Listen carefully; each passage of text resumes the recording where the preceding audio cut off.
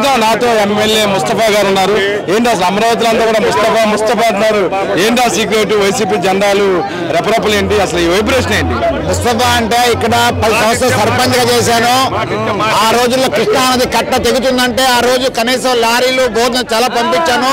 ఎప్పటి నుంచి సేవా కార్యక్రమం కాబట్టి అందుకని ఎక్కడికి వెళ్ళినా కూడా ముస్తఫా అంటారు. గతంలో వైఎస్ రాజశేఖర గారు ఇక్కడే ముస్తఫా డోంట్ వరీ ముస్తఫా చెప్పడం జరిగింది. అందుకని ప్రజలందరూ కూడా ముస్తఫా అని చెప్పేసి పెద్ద ఎత్తున అభిమానం చూపిస్తుంటారు. అదే నాకు ఆనందం అనమాట. సార్ చెప్పండి, అమరావతిలో ఇంత రెస్పాన్స్ ఉంటే కారణం ఏంటి?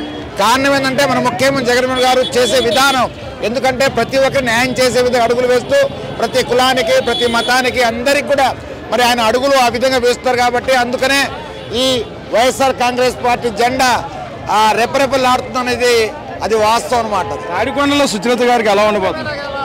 చాలా బాగుంటుంది. ఎందుకంటే సుచరిత గారు అనేది చాలా వ్యక్తి ఏంటంటే మంచి హృదయం మంచి వ్యక్తి కాబట్టి తప్పకుండా తాడికొండలో మంచి మెజార్టీతో గెలవడానికి అవకాశం ఉంది. గెలుస్తారనే నమ్మకం నాకుంది, అందరికీ ఉంది. అదే పరిస్థితి. 175 వస్తాయా?